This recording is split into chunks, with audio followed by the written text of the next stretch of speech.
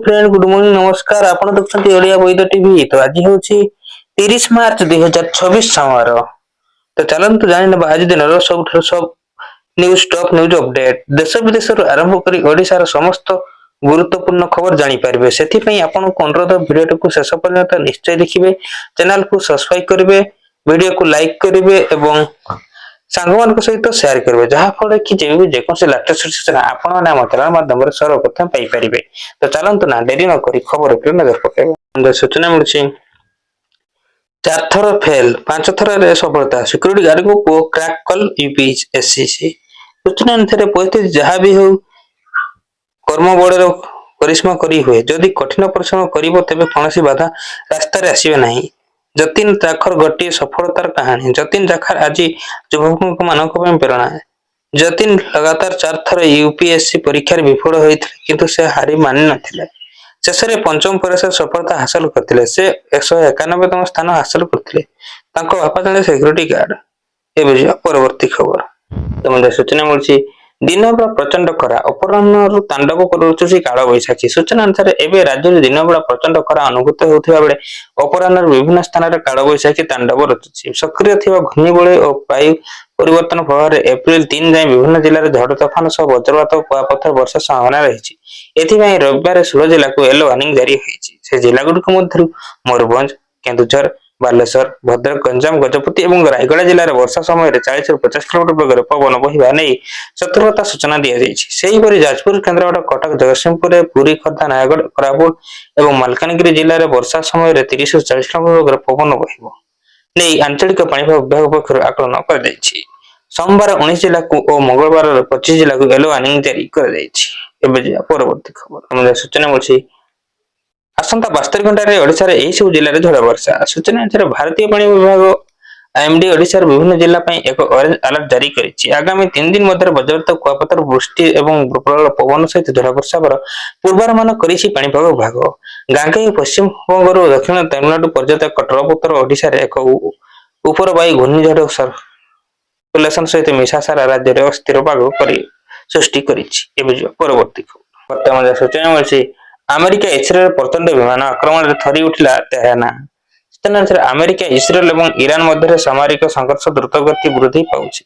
पूर्व सीधासख युद्धर दूरे रही तेहरान समर्थित हुती दिब्रोमोहन शनिवार दक्षिण इस्राएल उपर 2टी क्षेपणास्त्र आक्रमण कर संघर्ष में प्रवेश कर अनुष्ठान प्रभाव घोषणा करिसेंति। हुती दिब्रों सक्रिय होमज प्रणाली और बाबर अल मांडव दे जाऊा तैल टांकर गुड़िक सुरक्षार गंभीर भाव में विपद पकाउछि। परवर्ती खबर सूचना मिली भुवनेश्वर सत्यानुष्ठान उदाहरण ऑटो चालक फेराइले 3 लाख सोना गहना। सूचना अनुसार राजधानी जन ऑटो चालक सत्यानिष्ठा और मानविकतार उदाहरण सामना को आसी। ऑटो चालक संतोष साहू को गाड़ी भूल बसत रही प्राय 3 लाख टंकार सोना गहना मालिका को फेराई देइछन्ति। बालेश्वर सुस्मिता संपी भुवनेश्वर आसीथिबा बेले पटिया छकरे ऑटो ओह्लाई समय गहना बॉक्स को भूली जाइथिले। परे संतोष गाड़ी रे बॉक्स को देखि सेथिरे थिबा बिल रू मोबाइल नंबर मिलाई मालिक को संपर्क करथिले। परवर्ती खबर सूचना मिली जड़ी गला 7 दुकान घर। सूचना अनुसार जाजपुर जिले में ब्रह्मरदा बाजार तारिणी छकरे भयावन अग्निकांड घटी। एथिरे 60टी दुकान घर चली जाइछि। लक्षाधिक टंकार सामग्री पड़ी बाउंस हो जाइछि। विलंबित रात्रि प्राय 2टा समय विद्युत सर्ट सर्किट निया लगी अनुमान कर अग्निशम बाहिनी घटनास्थल पहुंची निया को आयत्त करते। परवर्ती खबर सूचना मिली एप्रिल 1 नुआ सुभद्रा आवेदन। सूचना अनुसार सुभद्रा जनक नहीं सरकार एक बड़ निष्पत्ति नहीं। एप्रिल 1 नुआ सुभद्रा पंजीकरण आरंभ हो उपमुख्यमंत्री प्रभाती परिडा सूचना देइछन्ति। से कहिसन्ति जे अधिक संख्यक योग्य हिताधिकारी को एही योजना रे जोड़िबा पई प्रयास करा जाउछि। एही आवेदन प्रक्रिया 1 एप्रिल 30 तारिख पर्यंत चलिबो। यह आर्थिक वर्ष 2026-27 पई नूतन हिताधिकारी जोड़िबा पई होइछि। एथिरे जे माने शामिल होय सही महिला मानकर बयस 1 एप्रिल 2026 सुधा 21 वर्ष बयस होइथिबा आवश्यक। 21 रु 60 वर्ष पर्यंत जो माने पूर्व सुभद्रा योजना रे आवेदन करि नाहंती किबा जोड़ी होई नाहंती केवल सामान्य एथिरे आवेदन करि परिबे। ओडिशार स्थायी बासिंदा होइथिबा आवश्यक जो माने पूर्व आवेदन करछन्ती किबा हिताधिकारी होय साचन्ती सामान्य एही नुआ आवेदन रे शामिल हेबे नाही। सरकार चाकरीजीवी पेंशन पाउथबा ଦାତା ବଡ ଜମି ମାଲିକ ପରିବାର ଇତ୍ୟାଦି ଏଥିରୁ ବାଦ ପଡିବେ। ହିତାଧିକାରୀଙ୍କୁ ବାର୍ଷିକ 2 କିସ୍ତିରେ 5,000 ଟଙ୍କା ଲେଖାଏଁ 10,000 ଟଙ୍କା ମୋଟ 5 ବର୍ଷରେ 50,000 ଟଙ୍କା ମିଳିବ। ଏବେ ଯିବା ପରବର୍ତ୍ତୀ ଖବର। ସୂଚନା ମିଳିଛି ପହିଲାରେ SOS ପଖାଳ ଉତ୍ସବ। ସୂଚନା ଅନୁସାରେ ପ୍ରତ୍ୟେକ ଓଡ଼ିଆ ପ୍ରିୟ ଖାଦ୍ୟ ପଖାଳର ସ୍ୱାଦ ନେବେ। ଏହାର ପ୍ରଚାର ଓ ପ୍ରସାର ଲକ୍ଷ୍ୟ ନେଇ ଶିକ୍ଷା ଓ ଅନୁସନ୍ଧାନ ସହ ବିଶ୍ୱବିଦ୍ୟାଳୟ ପରିଚାଳିତ institute of hotel management HHM ପକ୍ଷରୁ ପଖାଳ ଉତ୍ସବ ଆୟୋଜନ କରାଯିବ। ସେଠାରେ 1 ଏପ୍ରିଲରୁ 5 ଦିନିଆ ପଖାଳ ଉତ୍ସବ ପାଳନ କରାଯିବ। ଭଳିକି ଭଳି ବ୍ୟଞ୍ଜନ ବାସ୍ନାର ମହକିବ। ଏବେ ଯିବା ପରବର୍ତ୍ତୀ ଖବର। ସୂଚନା ମିଳିଛି ମାଡ଼ି ଆସୁଛି କାଳବୈଶାଖୀ। ଆଜି 4 ଜିଲ୍ଲାକୁ ଅରେଞ୍ଜ ୱାର୍ଣ୍ଣିଂ। ସୂଚନା ଅନୁସାରେ ଆଜି ରାଜ୍ୟର ଅଧିକାଂଶ ସ୍ଥାନରେ କାଳବୈଶାଖୀର ପ୍ରଭାବ ଦେଖିବାକୁ ମିଳିବ। ବିଶେଷ କରି ମୟୂରଭଞ୍ଜ, କେନ୍ଦୁଝର, ବାଲେଶ୍ୱର ଓ ଭଦ୍ରକ ଜିଲ୍ଲା ପାଇଁ ଅରେଞ୍ଜ ୱାର୍ଣ୍ଣିଂ ଜାରି କରାଯାଇଛି। ଏଠାରେ ପବନର ବେଗ ଘଣ୍ଟା ପ୍ରତି 50ରୁ 60 କିଲୋମିଟର ରହିବା ସହ ପ୍ରବଳ ଘଡଘଡି ସହ ଓ ବର୍ଷା ହେବାର ସମ୍ଭାବନା ରହିଛି। ଏପରିକି କୁଆପଥର ସହ ବର୍ଷା ସହ ଝଡ଼ ପବନ ନେଇ ଜାରି ହେଲା ସତର୍କତା। ଏବେ ଯିବା ପରବର୍ତ୍ତୀ ସୂଚନା ମିଳିଛି 6 ଦିନ ବନ୍ଦ ରହିବ ବ୍ୟାଙ୍କ। ସୂଚନା ଅନୁସାରେ ଆସନ୍ତାକାଲି ମାର୍ଚ୍ଚ 23 ତାରିଖରୁ 1 ସପ୍ତାହ ଆରମ୍ଭ ହୋଇଛି। ଏହି ସମୟ ମଧ୍ୟରେ 30 ମାର୍ଚ୍ଚରୁ 5 ଏପ୍ରିଲ ବ୍ୟାଙ୍କଗୁଡ଼ିକ ଦୀର୍ଘ ସମୟ ପାଇଁ ବନ୍ଦ ରହିବ। ତେଣୁ ଯଦି ଆପଣଙ୍କର କୌଣସି ଜରୁରୀ ବ୍ୟାଙ୍କ ସମ୍ବନ୍ଧୀୟ କାମ ଅଛି ତେବେ ଆପଣଙ୍କୁ ବିବରଣୀ ବିଷୟରେ ସମ୍ପୂର୍ଣ୍ଣ ସୂଚନା ଦିଆଯିବା ଉଚିତ, ଯାହାଦ୍ୱାରା ଆପଣ ବ୍ୟାଙ୍କକୁ ଯିବା ପରେ ଜାଣିପାରିବେ ନାହିଁ ଯେ ଆଜି ଶାଖା ବନ୍ଦ ଅଛି। ଆସନ୍ତା ସପ୍ତାହରେ ଭାରତର ସମସ୍ତ ସରକାରୀ ଏବଂ ବେସରକାରୀ ବ୍ୟାଙ୍କ 6 ଦିନ ପାଇଁ ବନ୍ଦ ରହିବ। ଆସନ୍ତା ସପ୍ତାହରେ ବ୍ୟାଙ୍କ ଛୁଟିରେ ମହାବୀର ଜୟନ୍ତୀ ଏବଂ ଗୁଡ୍ ଫ୍ରାଇଡେ ଭଳି ଅନେକ ପର୍ବ ଏବଂ ବିଶେଷ ଅବସର ଅନ୍ତର୍ଭୁକ୍ତ। ଏପ୍ରିଲ 5ରୁ ଆରମ୍ଭ ହେଉଥିବା ସପ୍ତାହର ବ୍ୟାଙ୍କ ଛୁଟିରେ ସାପ୍ତାହିକ ରବିବାର ଛୁଟି ମଧ୍ୟ ଅନ୍ତର୍ଭୁକ୍ତ। ଯଦି ଏକ ସ୍ୱତନ୍ତ୍ର ସରକାରୀ କିମ୍ବା ଆଞ୍ଚଳିକ ବ୍ୟାଙ୍କ ଛୁଟି ଘୋଷଣା ନ କରାଯାଏ ତେବେ ବ୍ୟାଙ୍କଗୁଡ଼ିକ ସାଧାରଣତଃ ପ୍ରତ୍ୟେକ ମାସରେ ପ୍ରଥମ ଓ ତୃତୀୟ ଏବଂ ପଞ୍ଚମ ଶନିବାର ଖୋଲା ରହିଥାଏ। ଏବେ ଯିବା ପରବର୍ତ୍ତୀ ଖବର।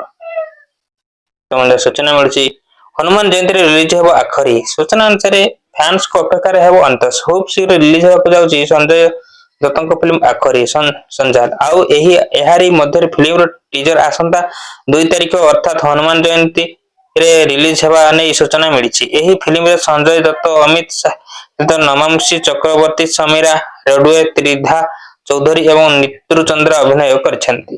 ଏହି ଫିଲ୍ମଟି ଜାତୀୟ ପୁରସ୍କାର ବିଜେତା ଚଳଚ୍ଚିତ୍ର ନିର୍ମାତା ଅଭିଜିତ ମୋହନ ଆର୍ଗଙ୍କ ଦ୍ୱାରା ନିର୍ଦ୍ଦେଶିତ। ଏବେ ଯିବା ପରବର୍ତ୍ତୀ ଖବର।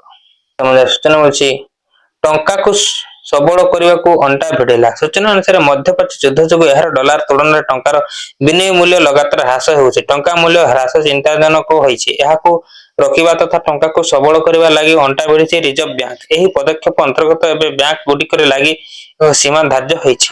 ବ୍ୟାଙ୍କ ଦୈନିକ ନିଜ ପାଖରେ 950 କୋଟି ଟଙ୍କା ରଖିବା ନେଇ ନିର୍ଦ୍ଦେଶ ଦେଇଛି କେନ୍ଦ୍ରୀୟ ବ୍ୟାଙ୍କ। ଏହା ପୂର୍ବରୁ ପ୍ରତିଦିନ 300ରୁ 500 ନିୟୁତ ଡଲାର 2,845ରୁ 4,743 କୋଟି ଟଙ୍କା ରଖିବା ନେଇ ଅନୁମତି ରହିଥିଲା। ଏବେ ଯିବା ପରବର୍ତ୍ତୀ ସୂଚନା ମିଳିଛି ଏପ୍ରିଲ 1ରୁ ବଢିଯିବ ଏଲପିଜି ସିଲିଣ୍ଡର ରେଟ୍। ସୂଚନା ଅନୁସାରେ ଇରାନ, ଇସ୍ରାଏଲ ଏବଂ ଆମେରିକା ସହିତ ଚାଲିଥିବା ସଂଘର୍ଷ ମଧ୍ୟରେ ଦେଶବ୍ୟାପୀ ଲକଡାଉନ ସମ୍ପର୍କରେ ଗୁଜବ ସମ୍ପର୍କରେ ସରକାର ଏକ ଦୃଢ ଏବଂ ସ୍ପଷ୍ଟ ମତ ଗ୍ରହଣ କରିଛନ୍ତି। କେନ୍ଦ୍ର ପେଟ୍ରୋଲିୟମ ମନ୍ତ୍ରୀ ହରିପଦ ସିଂ ପୁରୀ ଦୃଢ ଭାବରେ କହିଛନ୍ତି ଯେ ଦେଶବ୍ୟାପୀ ଲକଡାଉନ ସମ୍ପର୍କରେ କଳ୍ପନା ଜଳ୍ପନା ସମ୍ପୂର୍ଣ୍ଣ ଭିତ୍ତିହୀନ। ସେ ଜୋର ଦେଇ କହିଛନ୍ତି ଯେ ସରକାର ଏପରି କୌଣସି ପ୍ରସ୍ତାବ ଉପରେ ବିଚାର କରୁନାହାନ୍ତି ଏବଂ ଜନସାଧାରଣଙ୍କୁ ଭୟଭୀତ ହେବାର କୌଣସି ଆବଶ୍ୟକତା ନାହିଁ। ଏବେ ଯିବା ପରବର୍ତ୍ତୀ ଖବର। ସୂଚନା ମିଳିଛି ଏପ୍ରିଲରୁ ବଦଳିଯିବ ଡିଜିଟାଲ ପେମେଣ୍ଟ ନିୟମ। ସୂଚନା ଅନୁସାରେ ଆଉ ମାତ୍ର 2 ଦିନ ପରେ ଆରମ୍ଭ ହେବାକୁ ଏପ୍ରିଲ ମାସ। ଆସନ୍ତା ମାସ 1 ତାରିଖରୁ ଡିଜିଟାଲ କାରବାର ପଦ୍ଧତି ସମ୍ପୂର୍ଣ୍ଣ ପରିବର୍ତ୍ତନ ହେବ। ଭାରତୀୟ ରିଜର୍ଭ ବ୍ୟାଙ୍କ ଠକେଇ ରୋକିବା ପାଇଁ ନୂଆ ନିୟମ ଲାଗୁ କରିବାକୁ ନିଷ୍ପତ୍ତି ନେଇଛି। ଏହା ଭାରତୀୟ ରିଜର୍ଭ ବ୍ୟାଙ୍କ ଦ୍ୱାରା ପ୍ରସ୍ତୁତ କଠୋର ପ୍ରମାଣୀକରଣ ନିୟମାବଳୀ କାର୍ଯ୍ୟକାରୀ ହେବା ଯୋଗୁଁ ହୋଇଛି। ବର୍ଦ୍ଧିତ କାରବାର ପରିମାଣ ଏବଂ ଠକେଇର ବର୍ଦ୍ଧିତ ଘଟଣା ଦୃଷ୍ଟିରେ ରଖି ଆରବିଆଇ ଏହି ପଦକ୍ଷେପ ନେଇଛି। ଯଦି ଆପଣ ମଧ୍ୟରେ ୟୁପିଆଇ, ନେଟ୍ ବ୍ୟାଙ୍କିଂ କିମ୍ବା ମୋବାଇଲ ୱାଲେଟ ବ୍ୟବହାର କରନ୍ତି ତେବେ ଆସନ୍ତା ମାସରୁ ସେମାନଙ୍କ ମାଧ୍ୟମରେ ପେମେଣ୍ଟ କରିବାର ପ୍ରକ୍ରିୟା ସାମାନ୍ୟ ପରିବର୍ତ୍ତନ ହେବ। ଏବେ ଯିବା ପରବର୍ତ୍ତୀ ଖବର। ସୂଚନା ମିଳୁଛି ମନ୍ କି ବାତରେ ମଧ୍ୟପ୍ରାଚ୍ୟ ଯୁଦ୍ଧ ପ୍ରଧାନମନ୍ତ୍ରୀ କହିଲେ ସାହସର ସହିତ ସାମ୍ନା କରୁଛି ଭାରତ। ସୂଚନା ଅନୁସାରେ ପ୍ରଧାନମନ୍ତ୍ରୀ ନରେନ୍ଦ୍ର ମୋଦି ରବିବାର ସକାଳ 11ଟାରେ ଅଲ୍ ଇଣ୍ଡିଆ ରେଡିଓ ମନ୍ କି ବାତ କାର୍ଯ୍ୟକ୍ରମ ମାଧ୍ୟମରେ ଦେଶବାସୀଙ୍କ ସହ ସିଧାସଳଖ କଥା ହୋଇଛନ୍ତି। ମନ୍ କି ବାତରେ 132ତମ ଏପିସୋଡରେ ପ୍ରଧାନମନ୍ତ୍ରୀ ମୋଦି ତାଙ୍କ କଥାବାର୍ତ୍ତା ମଧ୍ୟପ୍ରାଚ୍ୟ ଯୁଦ୍ଧର ଆରମ୍ଭ କରି କହିଥିଲେ, ଏହି ମାର୍ଚ୍ଚ ମାସ ବିଶ୍ୱ ସ୍ୱରୂପ ବହୁତ ଅଶାନ୍ତ ରହିଛି। ଆମେ ସମସ୍ତେ ମନେ ରଖିଛୁ ଯେ କୋଭିଡ ଯୋଗୁଁ ସମଗ୍ର ବିଶ୍ୱ ଦୀର୍ଘ ସମୟ ଧରି ଅନେକ ସମସ୍ୟାର ସମ୍ମୁଖୀନ ହୋଇଥିଲା। ସମସ୍ତେ ଆଶା କରିଥିଲେ ଯେ କୋରୋନା ସଂକଟରୁ ଦୂର କରୋନା ସଂକଟରୁ ଦୂର କରିବା ପରେ ବିଶ୍ୱ ପ୍ରଗତିରେ ଏକ ନୂତନ ପଥର ଆଗକୁ ବଢିବ। ତଥାପି ବିଶ୍ୱର ବିଭିନ୍ନ ସ୍ଥାନରେ ଯୁଦ୍ଧ ଏବଂ ସଂଘର୍ଷର ପରିସ୍ଥିତି ସୃଷ୍ଟି ହେବା ଜାରି ରହିଛି। ଏବେ ଆମକୁ ପୁଣି ଥରେ ଏକତ୍ରିତ ହୋଇ ଏହି ସଂକଟରୁ ବାହାରି ଆସିବାକୁ ପଡିବ। ଏବେ ଯିବା ପରବର୍ତ୍ତୀ ଖବର। ସୂଚନା ମିଳିଛି ସ୍ଥିର ରହିଛି ସୁନା ଓ ରୂପା ଦାମ। ସୂଚନା ଅନୁସାରେ ଗହଣା କିଣିବା ପୂର୍ବରୁ ନଜର ପକାନ୍ତୁ କେଉଁ ସହରରେ କେତେ ରହିଛି ସୁନା ଦର। ତେବେ ଯଦି ଆପଣ ଆଜି ସୁନା କିଣିବାକୁ ଚାହୁଁଛନ୍ତି ବା ଯୋଜନା କରିଛନ୍ତି ତେବେ ପ୍ରଥମ ଜାଣି ନିଅନ୍ତୁ ଆଜିର ସୁନା ଦର। ଆଜି ଭାରତୀୟ ବଜାରରେ 24 କ୍ୟାରେଟ ସୁନା 1,38,090 ଟଙ୍କା ରହିଛି। ସେହିପରି 22 କ୍ୟାରେଟର ସୁନା ଦର 1,35,750 ଟଙ୍କା ଛୁଇଁଛି। ଏବେ ଯିବା ପରବର୍ତ୍ତୀ ଖବର।